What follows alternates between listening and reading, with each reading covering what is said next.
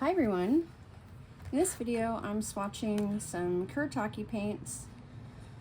These are some individuals that I bought from Durable Marker Supply online, and the cool thing about these is obviously you can get them in groups of 6, whatever colors you want.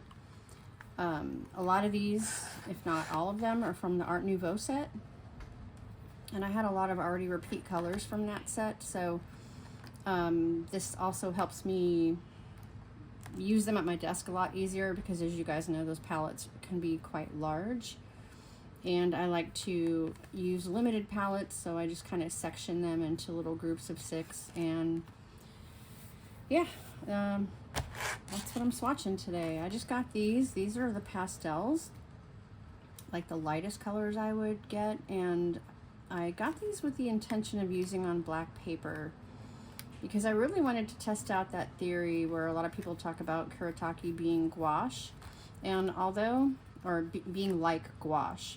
And although I haven't really tried them out as if it was gouache, I know that because they're so light and they have a lot of white mixed in, they will work on black paper. And so even though I really don't subscribe to the fact that they can be used exactly like gouache, I still think they're somewhere in between watercolor and gouache. So we'll test that out on some black paper, and you guys can tell me if you have tried these in that way. I'll also be swatching those on white paper just to see how visible they are. These are mostly also from the Art Nouveau set, and I got these a little while ago. I just hadn't swatched them on the channel yet. The ones I swatched before this are the slightly darker version of all these same tones, so it's almost like I have like the lightest mid-tone and then the darkest version of these sets of 6. And I just grouped them together like that. This is Fabriano cold press.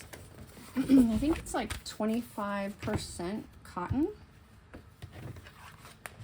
It's more of a student grade watercolor paper, but it's not bad. This is Strathmore black mixed media paper.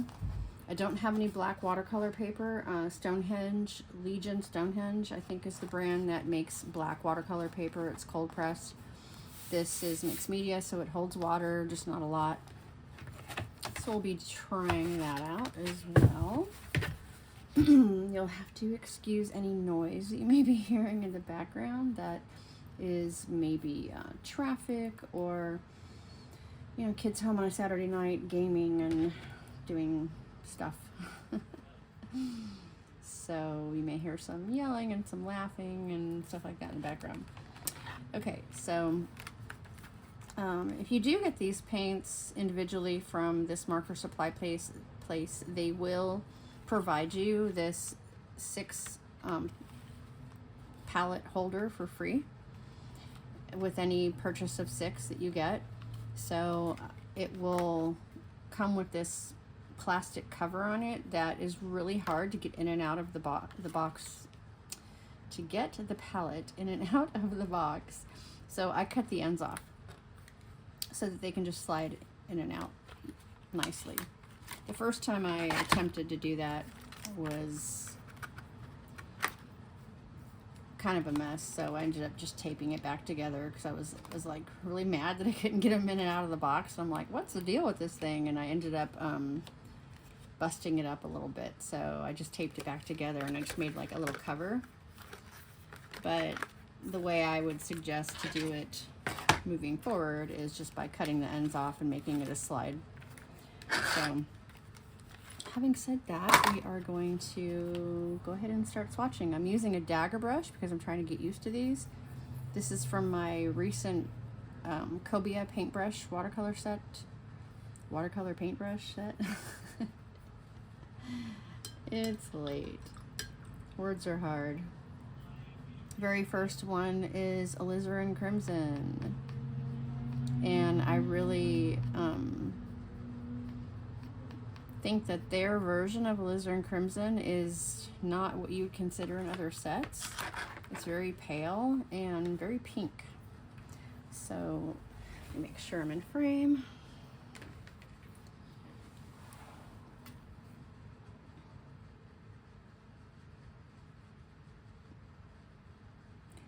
Yeah, it's a nice color, but to me it's a little bit more muted and a lot lighter than your typical ALIZARIN Crimson.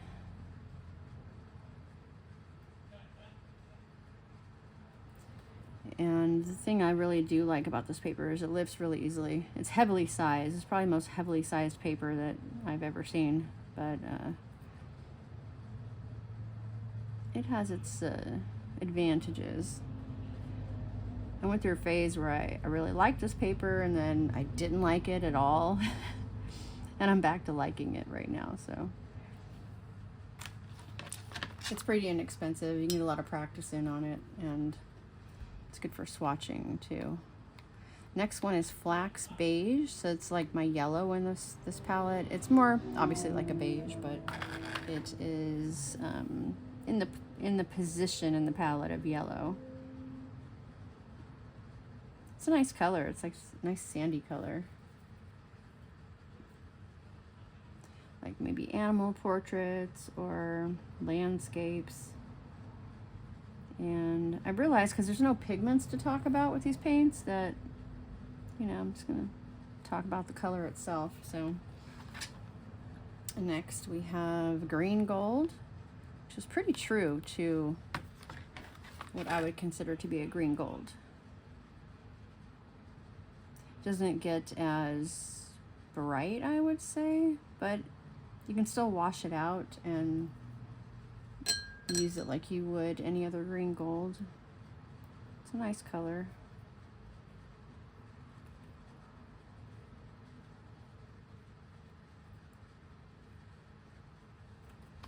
Next we have Cobalt green. And again, this is a really light version of what I would consider to be cobalt green. It's like probably the lightest cobalt green I've ever seen in any brand. So it's a nice color. But if you wanted to get depth of tone in these, for these colors, this palette, you would have to incorporate like a, you know, darker color in here. Probably even add in some black to get these to be a darker version of themselves, but the whole version, I mean, the whole reason I got this, I created this palette or curated this one, is for their muted lighter tones. Because it kind of gives you a challenge to maybe create a painting with just these colors, like an atmospheric type of landscape or something.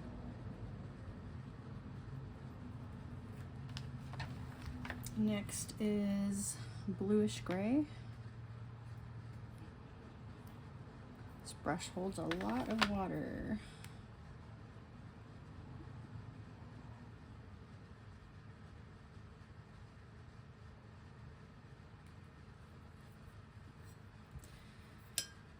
And I didn't make the number of my swatches very even, so I'm gonna have to do the next one on the next row.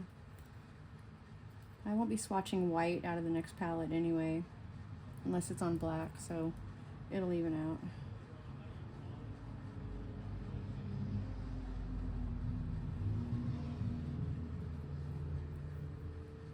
Yeah, so this is bluish gray.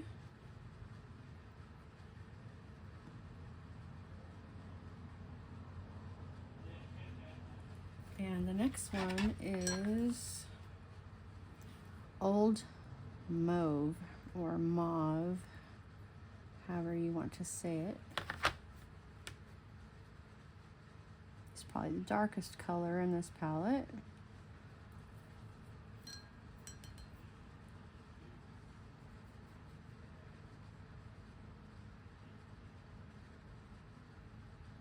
This would be nice for some like vintage roses or something.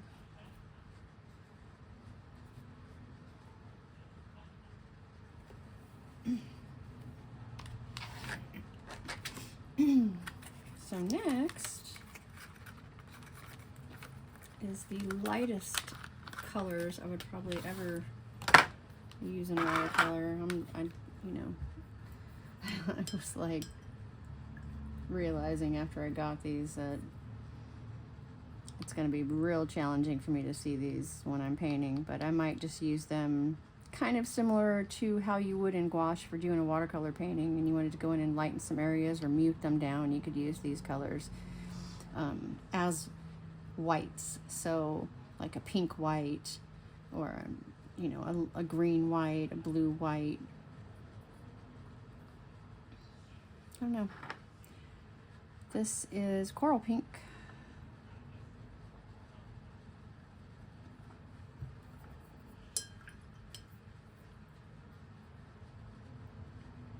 I believe I do have a palette somewhere, a White Nights palette that has a bunch of pastel colors and neon colors. I'll have to dig that one out and swatch it, because it's not as heavy on the white or the consistency and thickness as these paints are, and I'll have to compare them and see if they are just as pastel or if they're more intense than these. This is pale pink.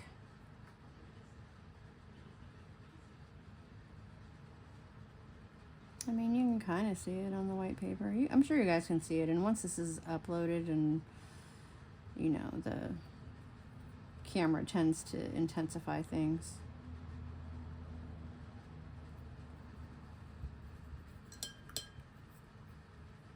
This is lime green.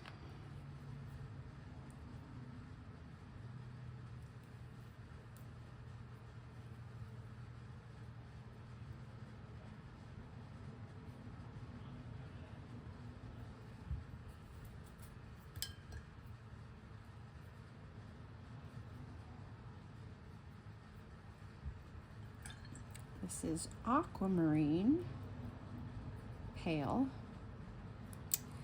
Aqua pale, that's what it is, aqua pale.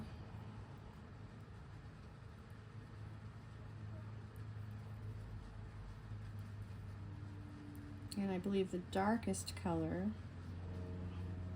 that I'd be able to see in here is the aqua. I keep calling it aqua. Pale aqua, ultramarine. And I think because this is aqua and this is ultramarine, I keep wanting to use the word aquamarine. Yeah, anyway,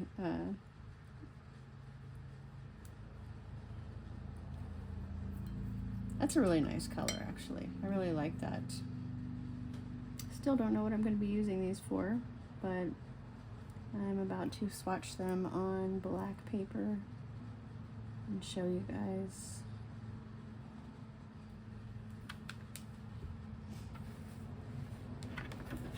To me, it has like a lavendery type of look to it.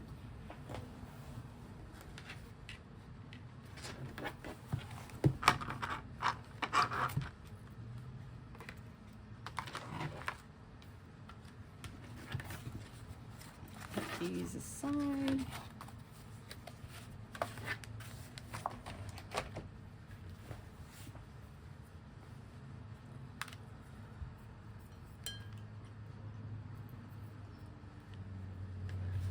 Should I try to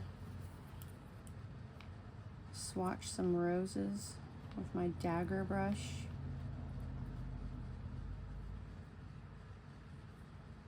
I've been trying out different brushes with different rose techniques, and on this black paper, it's only going to be so. It's not going to have the same effect, but. Here we go with coral pink.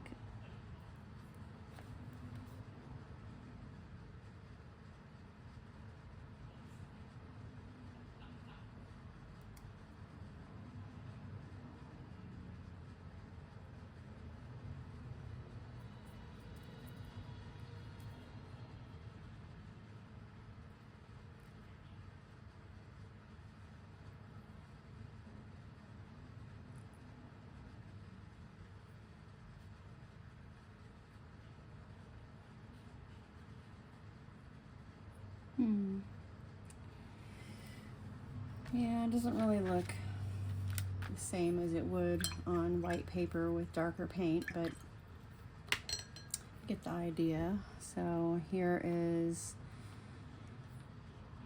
pale pink. And the first one was coral pink, but I didn't say it.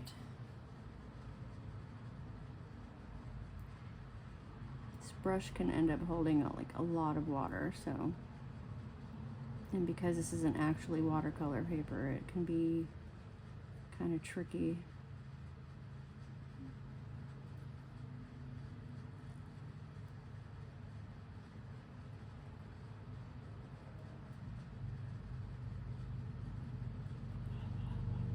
Yeah,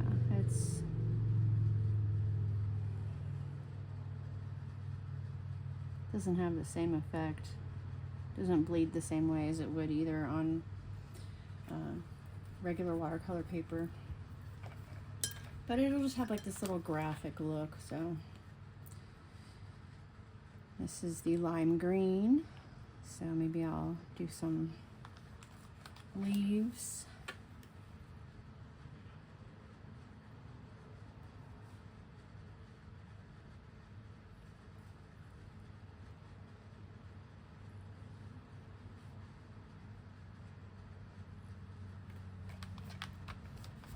And the next one is aqua pale.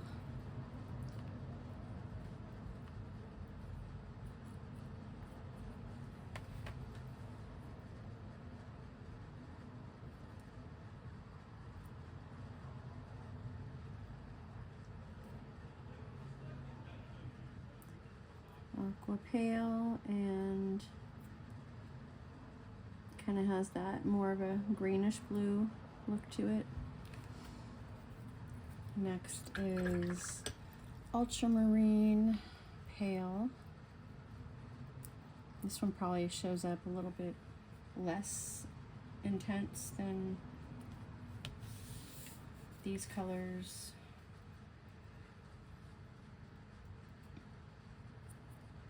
Oh yeah, there's a lot of paint in this brush right now. Oops.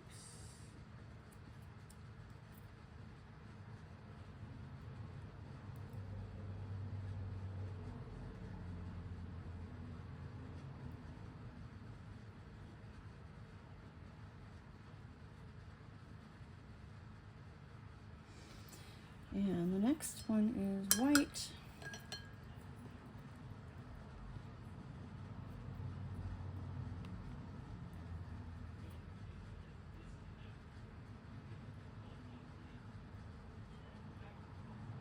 You guys will have to let me know if you like working on black paper,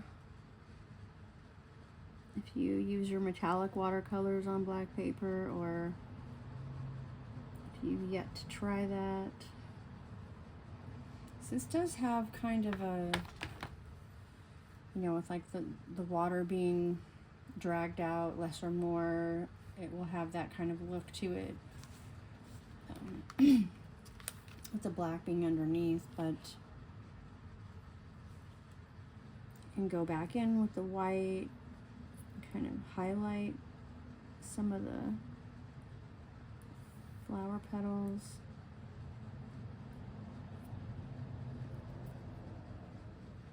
Just add some lighter petals to it. I don't know.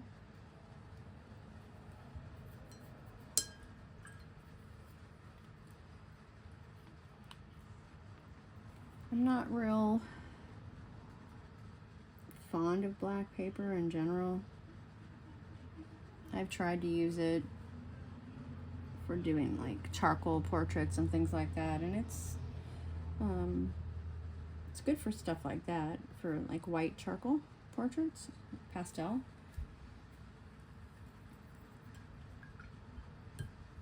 I haven't worked with gouache on it too much, but I think that if you could get used to it, reversing the contrast and stuff, it would be quite fun.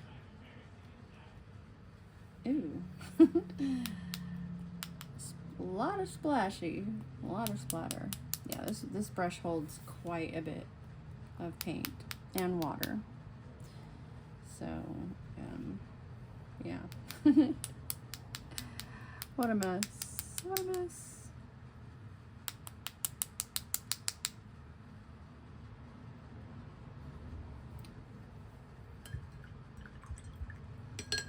So, yeah. There is the Kuretake paints on black paper. Once this dries, I'm sure you can go in with some thicker paint and build it up. But as you know, if you use these paints, they can be very shiny, and gouache is just the opposite. It's very matte. So I'm not sure if that's something that you guys have done or were interested in trying, but this is the lighter, more muted tones of the Art Nouveau colors on white paper and black paper. So I will see you guys in the next one. Bye!